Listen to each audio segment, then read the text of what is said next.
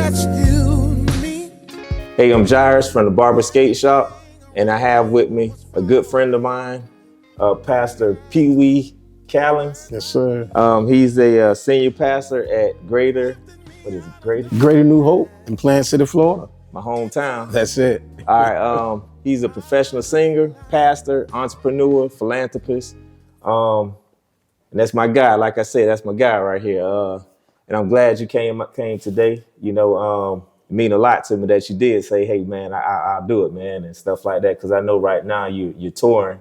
You have your shows and things and stuff like that going on. So I'm glad you were able to fit me in your busy schedule. Oh, man, I'm glad to be here, man, and so proud of everything you're doing in this awesome skate shop, barber shop, man. I should have got a haircut. I'm not gonna let y'all see my hair, but he's gonna tighten me up later.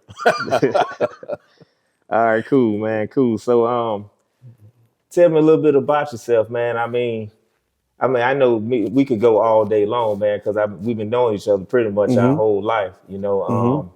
Like I know you started out ministering pretty early. Yeah. How early did you start? Man, growing up in Plant City, my grandfather pastored the church on your side of town over there, and it was Haynes Street then, but it's Martin Luther King now. Right. Man, I was 4 years old playing the drums at church. From the drums, I went to the keyboard, singing in church, and just being in church, doing church all my life, but knowing at an early age that the calling was on my life to be a leader, especially a pastor, man. I just knew from childhood that was the calling for me, man. You know, so I started right there, man, in the Lincoln Park area in Plant City, Florida. Yeah. So at Granddaddy Church, man, just singing, playing drums, and in the music of the church, the music department, but later on became the minister of the gospel. Right. Okay. So 4 years old, man, you playing the drums? I'm playing the drums 4 years old, and man. you at 4, I look at, okay, a 4-year-old, man, just banging away, you know what I'm saying? But you were able to be like on tune and stuff like that. I was playing for the service, man. I was the church drummer at 4 years old. I'm gonna have to see you the picture. I have the picture in my phone, man. Yeah, man. I remember the church though, you know, because we used to be joking like, man, people in the church, they've been in church all day. We done played 20 games of football. 20 games of basketball, strike out everything else, and then sometimes you be walking by, going to the store. You going to the store. You know what I'm saying? Like walking by the store and to throw the ball or something with it for a little bit, then got to get back. Got to get back, man. I had to take a church break. Go get something in the store here, right back, man. Church all day long. Man. But that's cool though, man. That's cool. So it's pretty much it was your grandparents' church. And just being in church, it was just in you, man. Because I think that just growing up and as a kid, growing up and starting out from 4 to being an adult, to stay on that same path, you know what I'm saying? I say a path of righteousness, you know what I'm saying? Doing the right thing and making the right choices. Was it hard? Well, definitely. You know, I had my time of fun. You know, I was in church those early years, but the church wasn't in me, you know. So I was, you know, just a talented kid doing adult things in church, but I was still able to have a child's life, a teenage life, you know. I didn't go to too many clubs, but you know, I'd have fun, you know, in life. So being able to get back to the right path of life that helped me in my upbringing, you know, even when I wanted to get off course, man, I remember what was put inside of me as a young boy. So yeah. So basically, you just went back to it. That's it. Yeah. Right. Yeah. Because I mean, in school, you was always to me, the super athlete. You was always like one of the best athletes. You know, you played everything. I remember even in track, I used to be out there with y'all with Matt and them, man. I used to be jumping out the pit, man. Yeah, man, those were the days. The dunk competitions and Yeah. stuff like that used to be in it, man. I be telling people in here, I was like, man, shoot, people used to be dunking and everything. Yeah. You know, jumping over people in the dunk contest in high school. Wow. You with Dookie Dre. Yes, sir. Dre, man. Jay was our guy, man. And those were some awesome times, you know, like you're saying. It was we were like a family. So we had fun. We was able to do things, play sports, and just be kids, man, back in those days. Yeah, man. Them were the good old days, man. Them were the good old days. No worries. Yes, sir. Just do something. No worries. Just go Wake up, go in the outside. house. That's it. It had to go. It couldn't be in the house anyway. The water was in the water fountain. Yeah, the water hose. Hit the water hose. Or drink out them little flowers. Remember yes, sir, man. What, some kind of little red flower with the juice in it? Yeah, I can't remember, but yeah, I know what you're talking about. Yeah, all that. Yeah, the outside Kool-Aid. Yeah, man. So, so you started out playing the drums, and then you went to singing and stuff because you were a professional a gospel recording artist. You know, so starting out with the drums and you transitioned over to singing? Yep. So starting off with the drums, and one day, man, my grandmother, who was the choir director, called me up for a solo. And because I come from a singing family, man. And so went to singing, then went to the keyboards, picked up the guitar, started playing the guitar. My father, who was a part of my life, he played the guitar. And on my mom's side, which her mom and dad raised me, all of them were singers. And also on my dad's side. So the gift, and also sports, was on both sides. So I'm just blessed, man, to have a great upbringing and some talented people I've been connected to. How did they discover your voice from that day? Was it that day? I guess so. Yeah, that day. Because I was so young, I can't remember really singing around the house or anything because I was so young. So I guess just calling me up and knew what was on the inside of me, man. Because even playing the keyboard, I remember this one day, man, I got off the drums and I went to the keyboard, never took piano lessons or anything. And my grandfather prayed for my hands. And I just started playing the keyboard. Yeah. It happened just like that. For real? Just like that. So I guess they just knew, man. They just knew what was on the inside of me. Cool, man. That's something else. Yeah. Man. He laid hands. He laid hands on your hands. Yeah. Oh, wow. And spoke it into you. Wow. That's cool. That's good, man. Man, that's a book for you, man. When Dad had put hands on your hands, man. Yeah. Because that's what's missing. Yeah. Even though that was my grandfather, and like I said, my father was in my life. But when the man is able to see what's in the little boy and what's gonna be in him when he becomes a man, to speak it in his life when the little boy don't even know what's in his life, man. That's powerful. Yeah. And that's what we're missing, bro. Yeah. Speaking into him. Yeah. Like you say, speaking into existence. Yeah. Yeah. That's powerful. From your father. Yeah. That's all right then, man.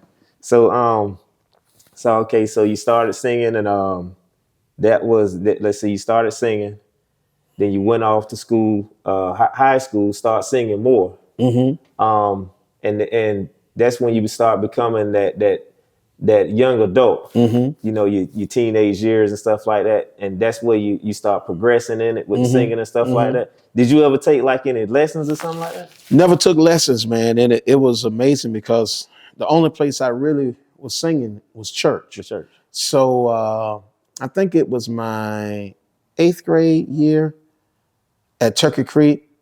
I know I was in junior high. It was junior high school then. Yeah. I was at Turkey Creek, man, and Miss Mathis, playing city commission.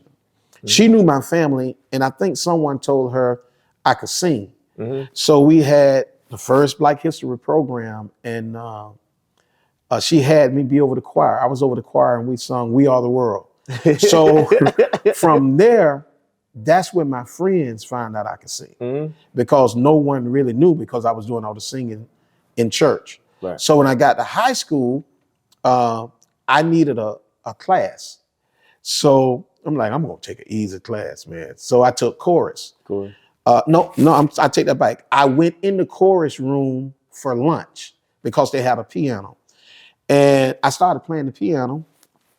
And the chorus teacher heard me playing the piano and I started singing. She went and changed my schedule. And thank God, because I did need an easy class. Took chorus. And that's when my high school buddies, like all y'all, found out that, I was singing in high school because it was a secret that I was a singer. Because I took chorus one time when I had moved back from Louisiana, and I took chorus. I want to say you was in it. I think you was in it. Because Kenya was in it. Kenya Floyd. Were you in our class? I think I was, but I'm 30 years ago. Yeah, that was. Hey man, don't tell everybody that, man. That's showing our age, man. That's showing our age. That was quite that. 30 years ago. Man. Yeah. So all right, and I ain't gonna lie to you, just to have an easy class. They have an easy class. So all right, so the chorus, that kind of, you took that and then just went from there, whatnot. So all right, so because I know that, I think right after school, I want to say, I think you left. You ended up moving. You moved to Atlanta. You moved to Atlanta, right? So, but then you came back. And I want to say, I think did you start your church then? No, I moved to Atlanta, man. And I don't know, you know that story. I moved to Atlanta with my Uncle Robert Earl, who passed away. And my Stephanie, they was married. They came home one weekend and I was just around in the house. I was supposed to go play college football, but I wanted to sing and they knew it. So I moved to Atlanta. And the day I moved to Atlanta, Robert Earl told me to put my stuff in the house. So I put my bags in the house and said, come ride with me. Man, we went to a barber shop in Atlanta. And my Uncle Earl went in there and was like, hey, just brought my nephew up here. He sing. He needs to meet somebody. So the girl, Yolanda, I remember her name. This 1993. She said, I got a friend that sings. She's in the business.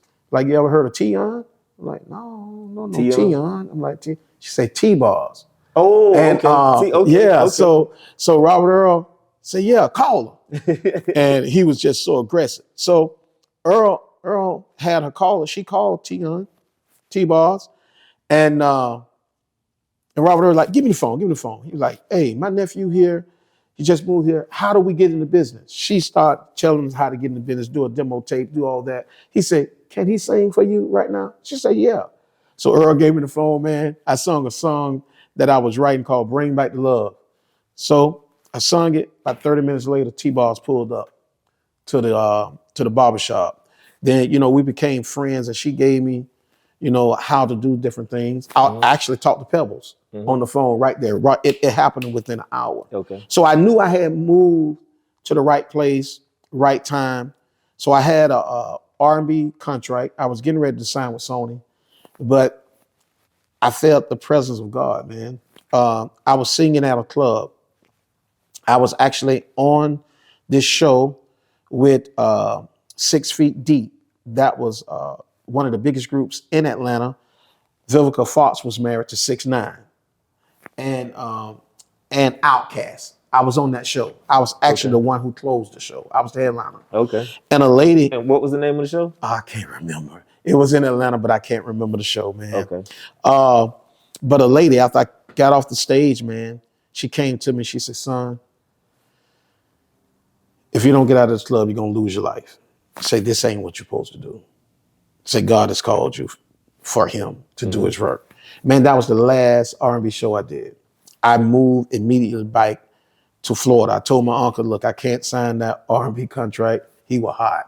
He was hot. You know Earl. Because it's like, he looking at it like, man, nephew, this yeah. You could be the next Keith Sweat. Yeah, man, yeah. And I moved back, man. So in 1994, when I moved back, I recorded my first gospel album with 80 of my family members. And that was the Callins group. That was Callins, Hollies. Yeah, Pee Wee Callins and family. There you go. Yeah. That was 1994. Okay. Yeah, because I remember that because everybody was like, man, Man, that we was the about to biggest go on thing in tour. Plant And they was, City. yeah, that was the Yeah. biggest thing. And y'all got one of the biggest families Yeah. other than the Brownites. Yeah. You know, so yeah, that was a big thing, man. And for you to come back and get all your family together and say, hey, we known for singing, so let's sing and put them on the album. Yeah. And let's do it. Yeah, Yes, sir. that's huge, man. Yes, sir.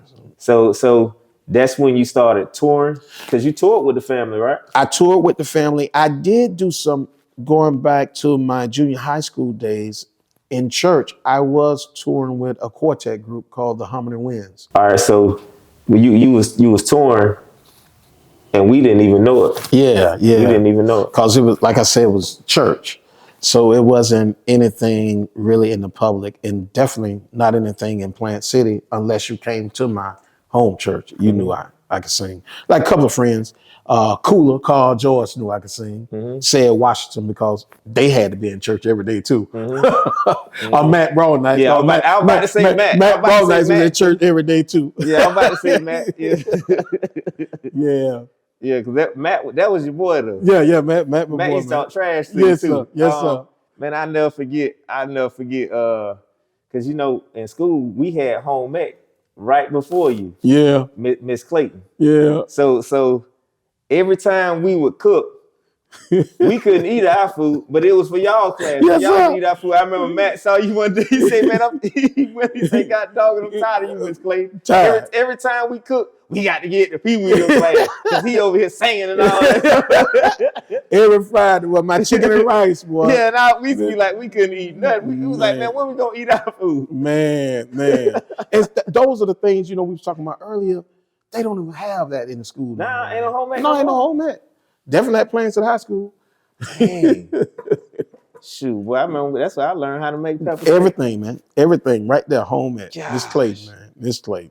Gosh. So so with the touring, man. So then after that, because that's huge though, man.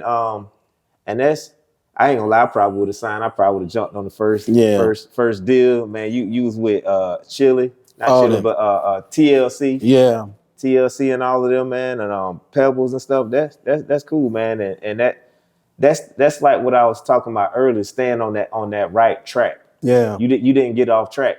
You know, you stayed with your purpose with the Lord or whatnot. So that's huge, man, to just make that decision and like, you know what, man, I have a greater calling, and then come back to Plant City. Yeah, man. And Plant City is back then it's not like it is now with the growth.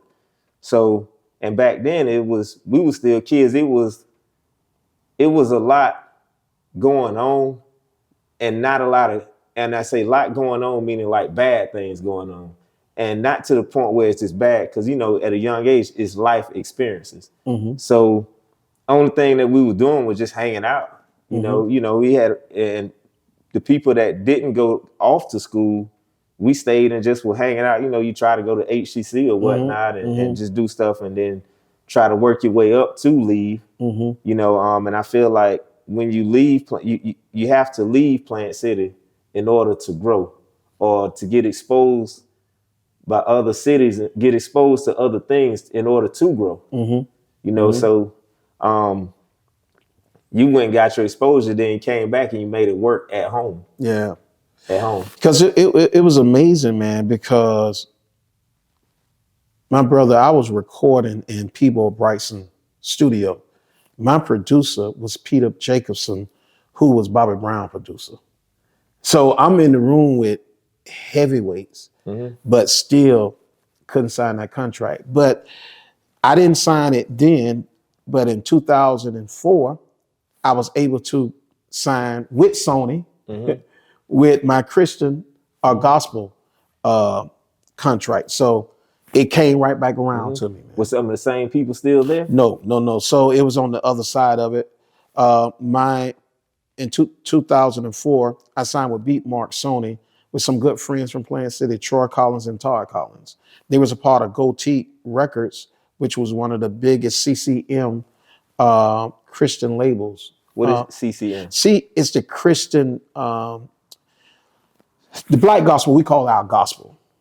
On the other side, they call it Christian music. Okay. So CCM basically take care of contemporary music, Okay. contemporary Christian, that genre of music. But in our neighborhood, we just script gospel, old hymns and choir and all of that. So in '04, I signed on the CCM side, which some of the gospel folks were like, that ain't gospel music. Because that album was more like an R&B. If you pull it up, it's called Street Soul. The theme song is Keep Hope Alive. It's a straight R&B vibe with Christian music. So I signed with Sony then, and from there, man, just kept moving. Okay. And when you performing, because I know you performed with, you shared the stage with Kurt Franklin, Shirley Caesar, Fred Hammond, and how was it performing with these guys? Like, were you nervous? Oh yeah, I'm always nervous. Even to this day, man. Every Sunday morning when I get up and preach or sing, I'm still nervous because I want God to show up in my life, and that way it's not about me, and I don't want to never think it's all me and not God. So I'm always nervous. But yeah, man, it was humbling. I was nervous, and but it caused them to always remember me. So, I can go anywhere now and people still remember my name, Pee Wee Callins. A lot of people like, man, you grown, man, you 50, you still use Pee Wee? I said, yeah, because everyone in the country knows me by Pee Wee Callins. And that's your brand. Doc, that's on my high school diploma. I don't know if you know. Seriously? My high school diploma is Calvin Earl Pee Wee Callins. Because that's what they said every Friday night football game. Pee Wee Callins on the catch. Basketball, Pee Wee Callins. Strike, Pee Wee Callins. So the county, man, I may be the only one that we know with your nickname on your high school diploma. I remember one day at the Plant City shop, a guy came in. He kept saying he thought I was being funny. He was like, man, Pastor Collins. He was like Calvin Collins. And I was like, no, I don't know a Calvin Collins. And he kept saying Pastor Calvin Collins. I was like, I don't know a Calvin Collins. I don't know who you talking about. And he was like, you know who I'm talking about? He was from Detroit. And he used to ride horses. Oh, yeah. I know what you're talking about. And I was like, he kept saying, you know who I'm talking about. And he was like, Calvin. And I kept thinking, like, who is he talking about? Calvin. Who is he talking? And then he messed your last name up. He kept saying Collins. And I was like, nah. I don't know who you talking about. And I'm about to get upset because I was like, man, you gonna make me know who you talking about. I don't know. So, and then I was thinking, he said, Callins. And I was like, is he talking about Callins? I said, Callins? And then he was like, Callins? He said, I think, I don't know. He's like, I don't know, or something like that. And I was like, Pee Wee? He's like, yeah, I think that's what they call him. I was like, man, I had forgot all about Calvin. You know what I'm saying? I was like, Calvin, I had to think. I was like, man, that's Pee Wee. Yeah, man. But that's your brand. That's the brand, Doc. That's your brand. That's the brand. Yeah, that's your brand. So sharing that stage with these other artists and stuff like that, man, and being a fan of them, I think that's cool, man, to be able to grow up and then share those moments on stage, share the stage, and now they're pretty much your friends. And you're on tour now. On tour, man. We're getting ready to start the next one with Fred. For a whole month, all over the nation, man. So and on his tour, I'm the pastor on tour. Okay. So I speak every night.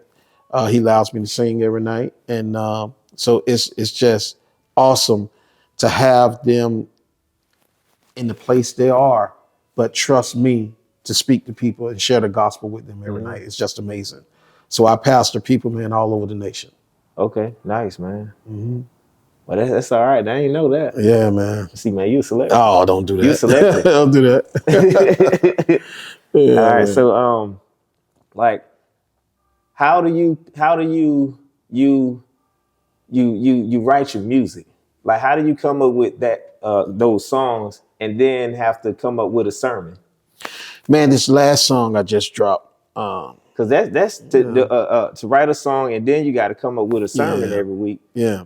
That's how do you do it? I just told my wife that yesterday, man. I say, I've been senior pastor 25 years, man. And for a long time, I will only take one Sunday off. So I've been preaching a lot of sermons, funerals, and different things. So I love to preach from experience and love to preach that people can understand it, even a child. Uh, so really life. I heard a good preacher say, a real good preacher is someone who reads his Bible and the newspaper. So you always want to look at life and make people see where they are in life to give them a word for their life to make it another day. Songs, man, I just dropped a song a couple of weeks ago it's called I Made It. And man, it was just going through my father's death, man, in 2021, bro. I was on my way to pick him up. We had a whole day planned going to Fort Myers, and my stepmom called me and said, Pee Wee, I can't wake your dad up. I'm like, what? You can't wake him up. I'm on my way to get him. So just going through some depression, yeah, it's real, dog. And just being in a dark place, I wrote that song, I Made It, because you have a smile on your face, but too many people don't understand what you're going through on the inside. So, you know, we can fake it, man. But I don't want to fake it till I make it. I want to be real with myself, look myself in the mirror and say, look, you got a problem. You got to shake it off and let's get back together. I don't want to just be out here a preacher that has never been through anything. And that's why I can relate to people so well, because I understand that people do struggle. And every day you don't want nobody quoting the scripture to you. You want somebody to speak to you about life. Man, tell me what a man is. You know, then you can tell me what a man of God is. But you tell me what a man is. Tell me how to make it first with some real talk. Then bring the Bible. We are the word, so we're gonna speak the word. But let's talk about life, reality of the thing. Then you can draw more people to Christ. Right. Yeah. Yeah, I'm with you on that one, man. I'm with you on that one. Yeah. Stop always preaching, man, and just talk to me, bro. Yeah. And that's what COVID taught me so much, man, because I was that preacher, old school preacher. I always preached in robes, I always preached in suits. But when COVID hit, we were outside. We couldn't wear our robes and suits. I talked about the preachers that had on their jeans and they Jordans, but that's all I wear now, bro. Because now I want people to know that, look at here, don't be afraid of me before I get to you. Because we have on the outfit and they're scared because we have on our uniform. But make people comfortable to be able to relate to you. That's how you are able to capture the next generation, because you can relate. They can relate to that. They can't relate to those lavender suit, you know, and those Stacey Adams and all that, because it's not in. Yeah. I actually have a client, and he was telling me one day that he likes to wear his Jordans and stuff like that, and his tennis shoes and jeans and stuff like that, because the kids like it.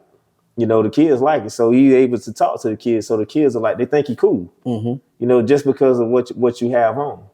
And even remember Tyrone? Tyrone, nobody knew that how old Tyrone really was. And everybody always liked him and say he was cool because of how he would dress. You know, he was still, it's like you keeping your youth. You know, and I mean, you keep, that's how you keep your youth. You know, like capturing that youth, man. That's big, because the youth, that's the future. Yeah. And it's gonna be another Pee Wee out there. Like when we get older, you get older, it's gonna have to be someone else to see that and to learn that. It's always about the future. It's not necessarily always about us. It's about the next generation. You know? And you know, man, that's the thing about it. Some of us live and don't want to pass knowledge. I want to see my successor. You know, I'm pretty sure you want to be able to just like your dad used to do, walk in the barber shop, cross your leg, read the newspaper, talk about them sorry gators. But I want to see my successor. So in that, you've got to pour into this generation, to the next one. And don't take all of you to the grave. Don't take your secrets to the grave. Don't take how you made it to the grave. Don't take your success or your failures, because sometimes I think that's what our ancestors didn't do for us. They didn't really share the failures. So now someone they go through something and they think life is over because mom and them made it look so easy. You know what I'm saying? But no, share your life with me.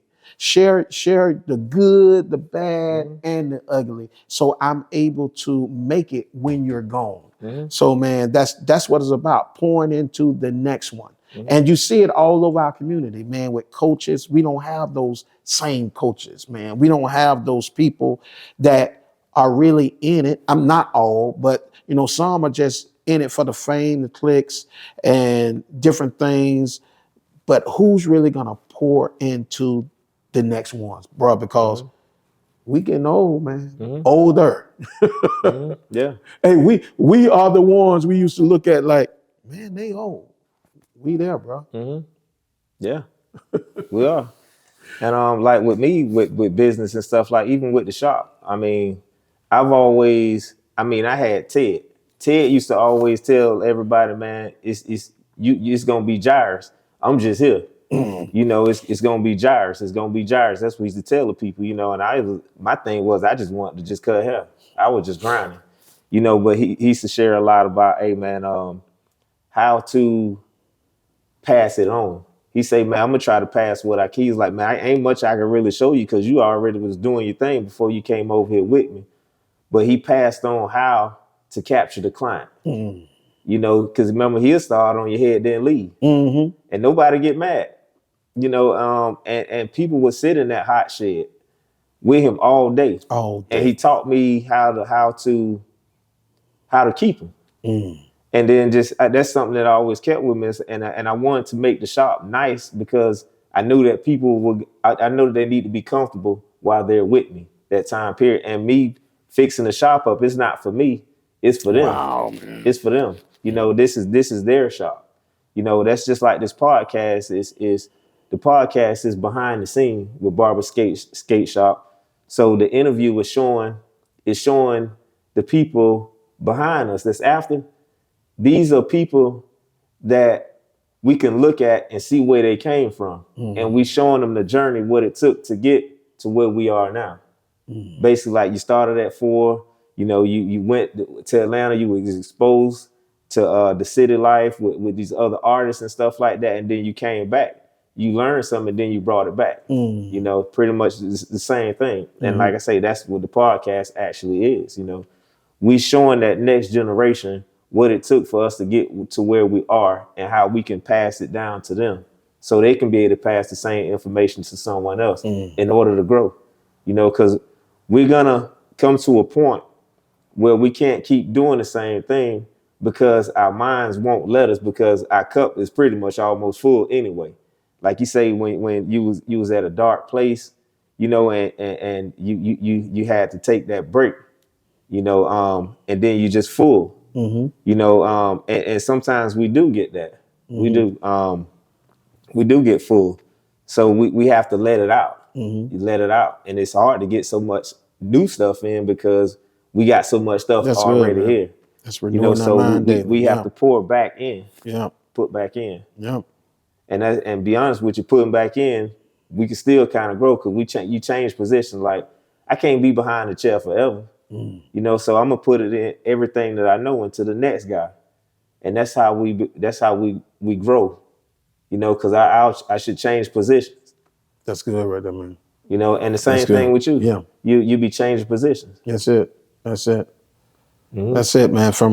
And that's what I'm doing right now. I'm in transition from a senior pastor, man, to overseeing a lot more, because I'm blessed to have over 13 ministers at the church, so I don't preach like I used to a lot, and because I'm changing positions. That's awesome right there, man. Because and you should want to, because as you change, you pull the next one up, and you grow together. Yeah, you grow together. That's good as a team. That's it, man. Still one brand. We all got the same focus, and we just grow together from there. Yep. Yes, sir, man. So you have how many ministers in your church, man? I have 13. 13? 13, yeah. Cool, man. So with your singing, with the singing, touring, that's when they come in now and they help out. Yep. And that's your team. It's like your machine is running. Yeah, still running. It's running. Still running. So do you have any other things that you do? Man, other than Like business or anything like that? you know, I have a cleaning service go around and make sure that your buildings are sanitized. Man, my wife has a all ESC school for ESC kids, over 350 students in Winter Haven. Um, do a little bit of everything, man. Help out with the funeral homes, whatever. Still involved with a little coaching, recruiting, trying to get some guys signed to the NFL or the NBA or Major League Baseball or whatever. Young ladies in track, whatever. So I do a little on the sports agency side. Whatever. I told my church a couple of weeks ago, when I do die, I want to die empty. Bro, I want to be on E. So I'm going to find myself doing something every day. It is not just for me, it's to make the next person better also. Yeah. I like that. Die empty. Die empty, you done bro. poured it all You out. done poured it all out. That's it. That's wisdom. Yeah, man. Yeah. Yes, So tell me about the Strawberry Festival. Yeah, man. Because you remember you're a member of the Red Coat Club. Red Coat Club. That's like the Hall of Fame. That's pretty big, man. I'm the first African American male to ever wear a red coat. You know, your dad said that, man. Your dad told me in your barbershop one day, man. He said, "Boy, Pee Wee, boy, you the only one, boy, that they gonna give a red coat to." That was before, man. And like he tried to get me to buy all the land around my church. Yeah. He spoke so much wisdom, man. And I didn't really knew, in my life that he really thought that much of me, man. But every time he saw me, man, he gave me a word of encouragement. And he told me before I ever got a red coat, they'll trust you with a red coat because the way you carry yourself. And so I'm the first African-American male, man, to have a red coat, be a board member of the Florida Strawberry Festival. And I think I'm one of the only African-American men in Florida to be on a festival board. Wow. So it's a huge deal, man, to be trusted with a great task. And so it's awesome, man. Yeah, that's nice, man. Yes, sir. That's why we getting all the good singers and stuff. Yeah, man. For the concerts. Yeah, man. We by the time this dropped this year, we got Kurt Franklin coming. He's gonna be there Thursday. We got Black Eyed Peas. So we're trying to mix it up. We've been doing a little old school R&B, but this year we mix it up. We bringing in. I had them bringing Flow Rider, so we're gonna do a little Flow Rider. Man, you need to set it up, man. Why come through with the bus? Man? Yeah. So when the artists come through, I bring the bus out, man. Yeah, man. Yeah, we gotta set that up. You just said, yeah. Because some of them, when they tour, a lot of them are on the road. They may need a cut. They may need different things like that. Yeah. Yeah, I bring the bus out, man. Yes, sir. That'd be real cool. So, all right. So, what else is there? Is there anything else? Man, just to you, man, just stay encouraged, man. Keep pouring in because, as you say, man, this is stuff when we gone, bro. They can pull it up and see how we made it, what we had to go through, and know that it was tough, but we made it. So just keep doing this, man. Thank you for having me, man. And to my city, Plant City, Florida, man. Plant City boys, man. You see what God has done in our life and what hard work does, man. If you haven't been over here to check out this shop, come check it out. And you can check me out at Greater New Hope. And man, it's just been a privilege being here with you, my brother. Yep. You got social media links? Yeah, man. Pee Wee Callins. My PeeWeeCallins.com. Pee Wee Callins on Instagram. Pee Wee Callins on Facebook. So that's the brand, like he said, Pee Wee Callins. So you can Google that. All my music come up. I'm on all the social platforms for my music also. And again, like and subscribe. Follow all social media platforms, Barber Skate Shop.